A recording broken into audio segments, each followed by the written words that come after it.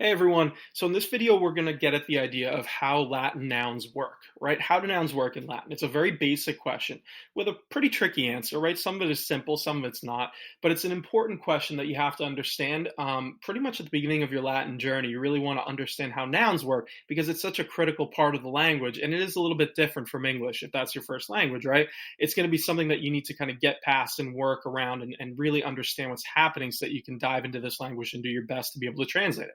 So to start in this video, we're going to do a quick overview, and a lot of the details that we're hitting on, I'm going to put in separate videos so you can unpack them one piece at a time. This is more just a general overview to give you some of the language that we use when we're talking about nouns. So the first question is a simple one. What is a noun, right? It's got a simple answer because it's a simple question. It's a person, place, thing, or idea. You've probably heard this before, maybe early on in grammar school, you've heard, what a noun is, but it's always good to refresh your memory because sometimes you make it to, middle school or high school, wherever you're studying Latin, and it's a tricky question for some of my students. They can't actually answer what a noun is. So if you're stuck on that or you haven't thought about it in a while, make sure you really understand that as step one. What is a noun? A person, place, thing, or idea. Then you're able to really dive into how Latin nouns work. Right? So in English, it's just person, place, thing, or idea. In Latin, though, there's a little more to it. So they have three specific aspects that we want to touch on in general in this video. They have what we call case, number, and gender. So the gender part is something that I covered in a separate video. But what is gender? It means is that noun masculine, feminine, or neuter. And I highly encourage you to go watch the other video I made so you can really unpack it. But basically what it means is, do we associate this noun with men, women, or neither, right? That's kind of what it means. And again, gender is a cultural concept. So your idea of what's masculine, feminine, and neuter is not going to line up with how the Romans saw it. So you really want to take some time, like I said, go back and watch my video and unpack what gender is before you dive in too far, because gender does play a really important role with Latin nouns. They all have one gender, right? So each word is either masculine, feminine, or neuter, and it doesn't change. And it really becomes important when you start describing these nouns with adjectives, right? You got to make sure that the gender matches. So it's more important than you think. But when we talk about gender for a Latin noun, this is what we mean. So what about case, right? Case is probably the trickiest part of Latin nouns, and it can be really hard for my students to understand what's going on here. And like I said, I'll make a separate video where I walk you through the cases and we kind of pick apart how they work. It's a very kind of bigger picture idea with a lot of complicated pieces to it.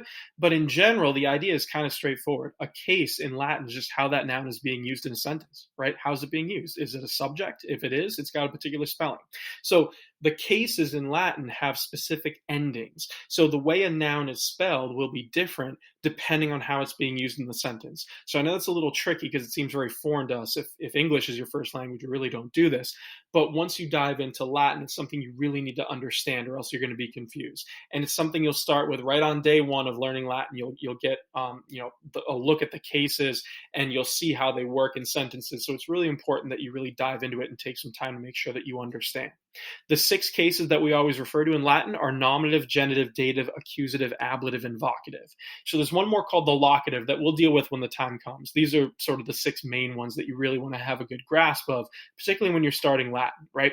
And you'll see these a lot, but now you'll at least know what they're talking about when they say, in the textbook, or maybe your teacher says, hey, what's the nominative case? You can stop and be like, oh, okay, I've got it. It's a case. It's how the noun is being used in a sentence. It'll at least give you a leg up of understanding the grammar behind these terms. Because again, if you're a native English speaker and someone says nominative to you, that really doesn't mean anything. It's probably a word you've never heard before. So you just want to understand that it's referring to a case. And again, a case is just how the noun is being used in a sentence. So the last aspect of a noun is number. Right? And this is really straightforward. How many are there, right? What's the number? If there's one, it's singular. If there's more than one, it's plural, right? So two or more is plural. Very straightforward idea. It does trip my students up a little bit because something about saying number kind of throws them, but we're just asking, is it singular or plural, right? So in other words, are you saying, I see the dog or I see the dogs, right? There's a difference in how you would spell the word dog or dogs in Latin, depending on if it's singular or plural, right? So it's just really important to know.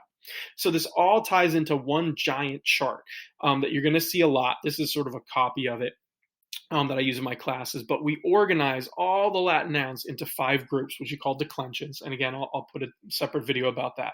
But they all have different endings. The cases are on the left, right? Singular and plural, and the genders highlighted across the top. So the F dot is feminine, M dot is masculine, etc. Right? So you can see that there's a lot of different endings happening here. And this is really what we're unpacking in terms of the language, because it can feel really overwhelming if you're looking at this chart. But what we're trying to say is when it comes to Latin nouns, they have case, right? Depending on how you use it, or if there's one or more than one, or really the gender too, kind of ties into this, it's going to be spelled differently. And that's the key idea you want to get from this video. You don't spell a Latin noun the same way every single time it's used. And that's a major difference from English, because in English, if you're talking about the word dog, it's going to be spelled the same way. You could say, I see the dog is happy. Oh, there's the chew toy of the dog. You're always saying dog, and it never really changes unless you're making it plural and saying dogs, right? So it's a really difficult concept for English speakers to understand, but it's a really important one for really getting after how Latin works. So you want to take some time and really think about, like I said, what cases, and again, I'll make you a separate video to kind of help you through it. These are all things you want to get at the beginning of your Latin career so that you can move forward and feel comfortable with the language. And it ties into another big picture idea too, which is word order, right? So English and Latin have different word orders. So in English, the typical word order is subject, verb, direct object. In Latin, it's a lot more flexible. In general, it kind of goes subject, direct object, verb. It doesn't have to, it usually does. But in English, it's very set. If I start changing the words around, I'm changing the meaning.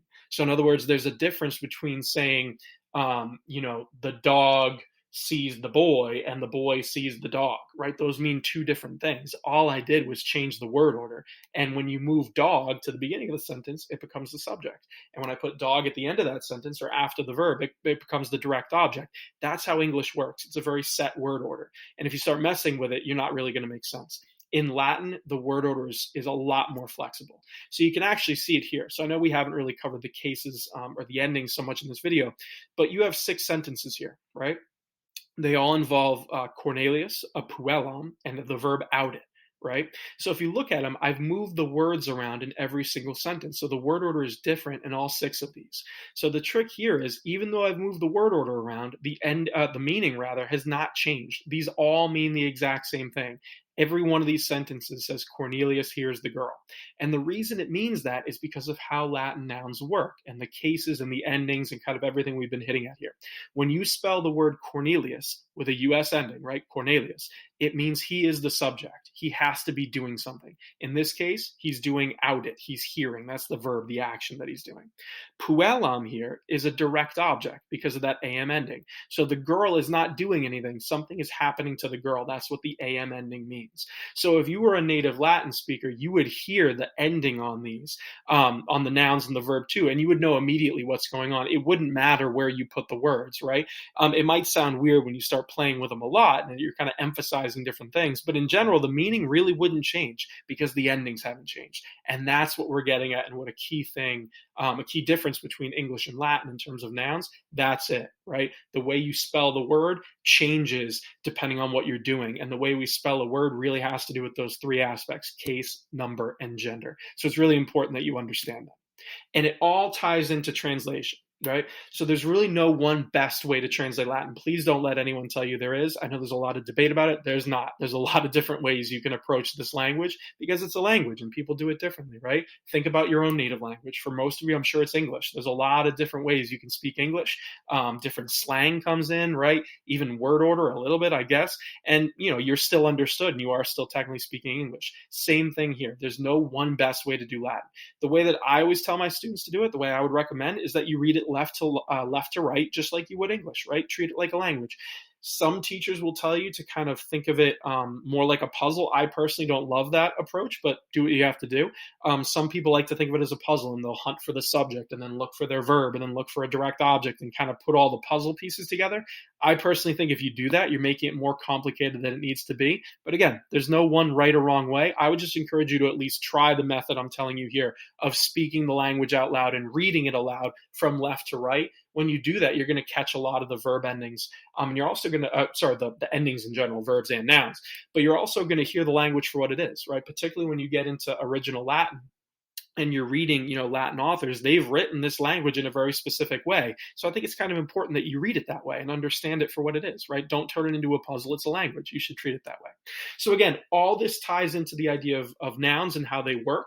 Again, person, place, thing, or idea. They have case, number, and gender, and the way that they're spelled is telling you a lot about how they're being used in the sentence. That's the key thing you want to wrap your head around. Once you've got that down, you can branch into things like, what is gender? Again, check out the video I've made. What are the cases. I'll have another video for you for that. That's a really important idea. And you'll start to really be able to do a lot with these nouns, and you'll understand the language just that much better, right? So keep at it, keep working through, and hopefully this helps you get off on the right foot.